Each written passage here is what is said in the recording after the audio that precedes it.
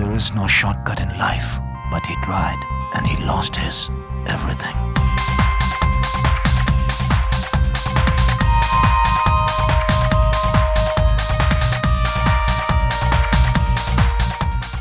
Later, he got a chance. He has just 12 hours to get his revenge.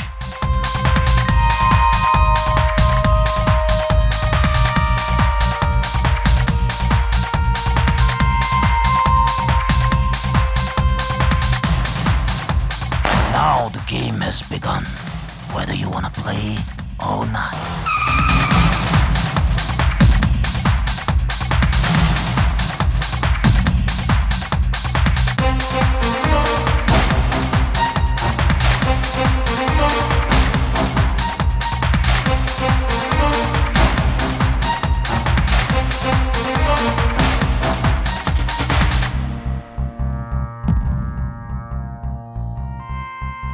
Remember, there is no rule in the game of life and death.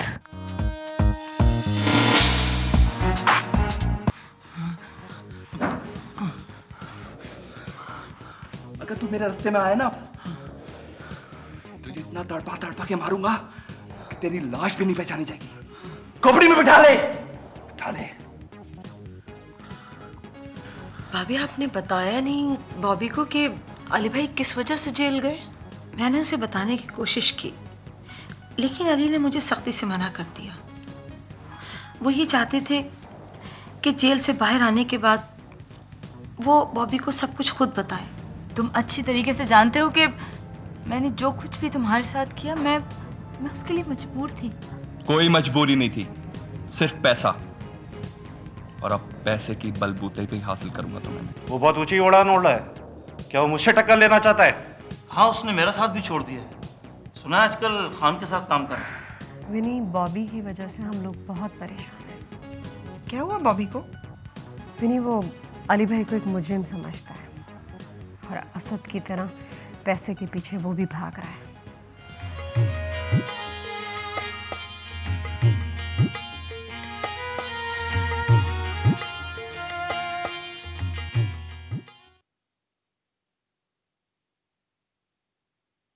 यार, आज अजीब दिन है। दिल बहुत उदास है। आज मेरे घर पे वो आदमी मौजूद है जिससे मैं बहुत प्यार करता हूं, लेकिन मिलना नहीं चाहता। मुझे उस वक्त छोड़ के चले गए जब मुझे उनकी जरूरत थी।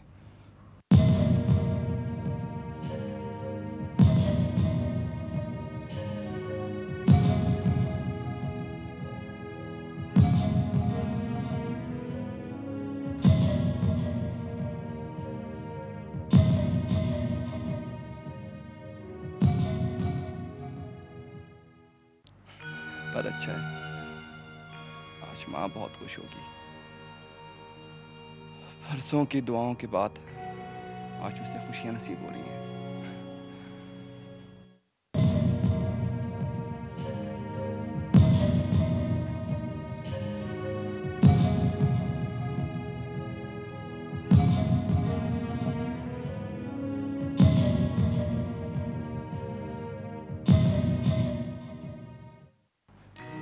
यार, जिंदगी भी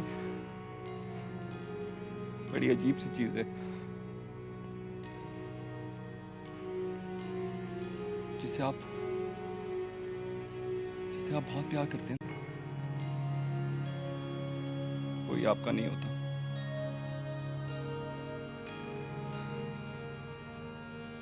क्यों किया मेरे बाप ने मेरे साथ ऐसा? क्यों किया?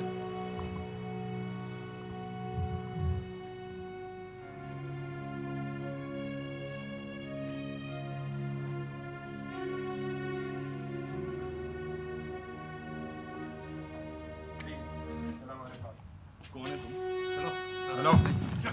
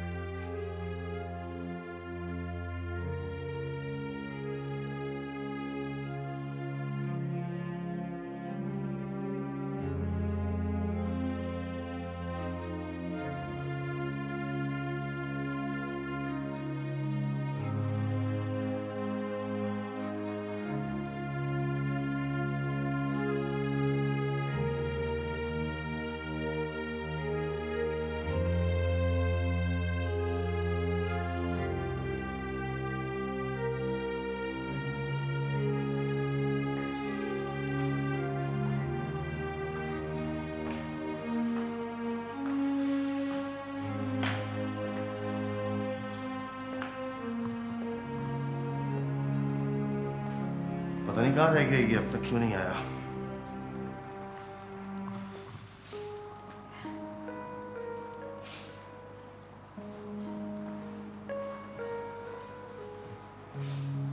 क्या हुआ, तुम क्यों रो रही हो? नहीं, कुछ नहीं। कोई बात तो है ना। देखो, मुझे नहीं पता होगी, इतने अरसे बाद तुम्हें किसी काबिल हुआ कि तुम्हारे दुख को शेयर कर सकूं, वरना पहले तो कुछ भी नहीं कर सका था तुम्हारे लिए। अली, अली मैं अपने बेटे की वजह से बहुत परेशान। बॉबी, क्या हुआ उसे? वो अली वो बुरे कामों में पड़ गया है। क्या? अली तुम्हारे जेल जाने के बाद उसे हर लम्हा ये एहसास होने लगा कि वो एक मुजरिम बाप का बेटा है।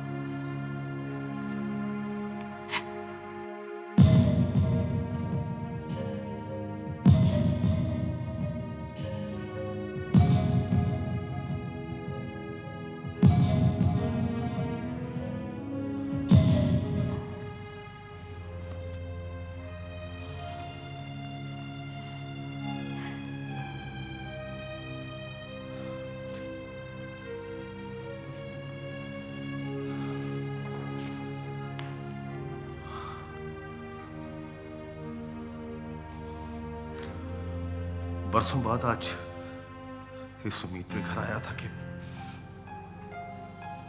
अपने बीवी और बच्चे के साथ एक नई जिंदगी शुरू करूंगा। मैं शायद जानता नहीं था कि मेरी सजा भी खत्म नहीं हुई। 10 साल पहले के हालात फिर मेरे सामने आ गए।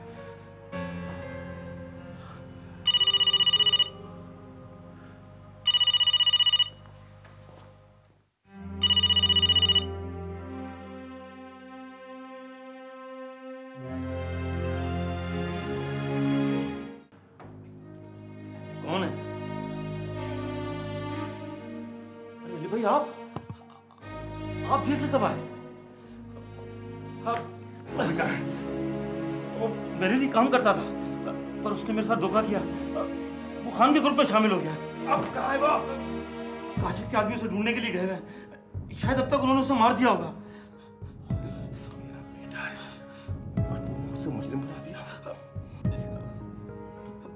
मुझे माफ कर दो अली भाई, मुझे नहीं पता वो आपका बेटा है। अगर उसे कुछ हुआ ना तो तुझे जिंदा नहीं छोड़ूंगा। काशिफ के आदमी उसके पीछे क्यों थे? कहाँ ले गए उसे? बता अली भाई, बताता हूँ।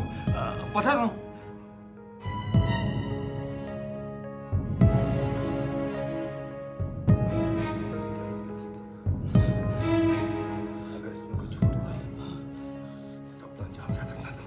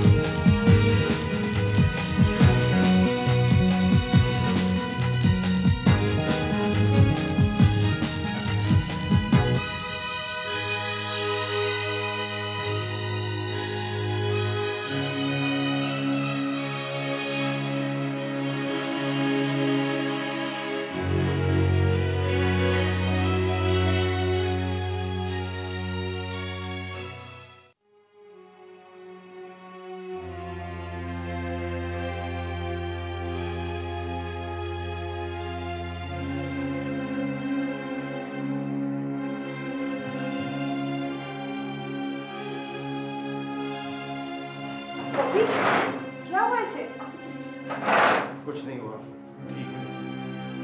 आप जल्दी से जाके कॉटन और डेटॉल ले आओ।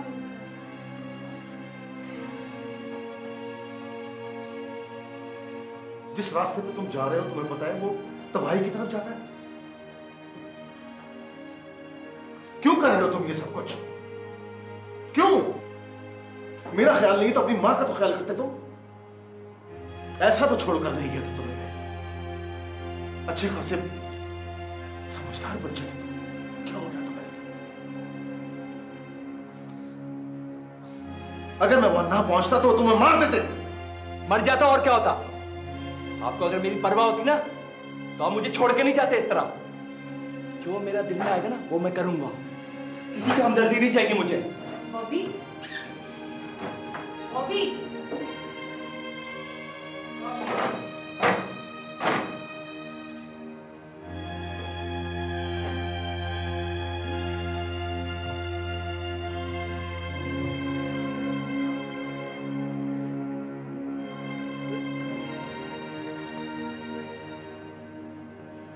अली भाई, मैं जानती हूँ कि आप पर क्या बीत रही होगी इस वक्त, लेकिन उससे गुस्से से नहीं बल्कि नरमी और प्यार से बात करनी होगी। बॉबी बुरा लड़का नहीं है, उसको ऐसा हालात ने बना दिया है। अब वक्त आ गया है कि उसे सच्चाई का इल्म हो। हाँ, मुझे उम्मीद है कि जब उसके सामने सच्चाई आएगी तो वो ये सब कुछ छोड़ देगा।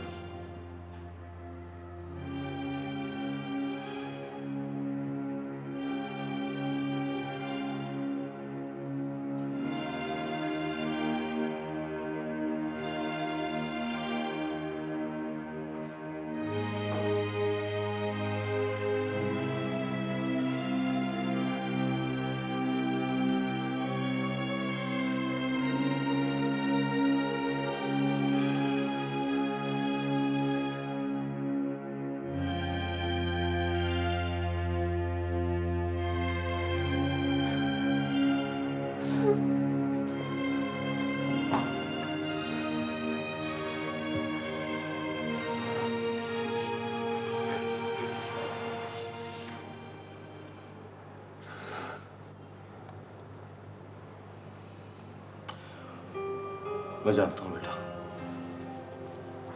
तुम यही जानना चाहती हो ना कि पिछले 10 साल मैंने किस जुर्म की सजा काटी है। लेकिन एक बात पे यकीन रखना, उन 10 सालों में मुझे आज तक अपने किए पे कोई पछतावा नहीं हुआ, कोई नहीं।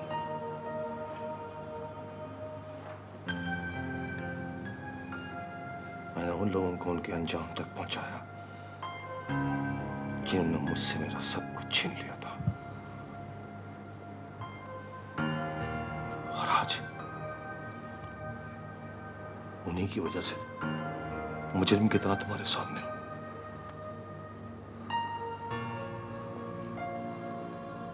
असद, मेरा कजिन, दोस्त, आज तक इस बात को समझ नहीं पाया। जज्बाती था तुम्हारी तरह, जिद्दी, लेकिन बुरा नहीं था वो। लेकिन उसकी एक गलती ने सब कुछ छीन लिया उससे, सब कुछ।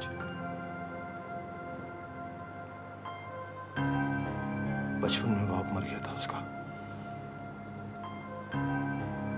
माँ और बहन के साथ रहता था वो। MBA करने के बाद जॉब तलाश कर रहा था।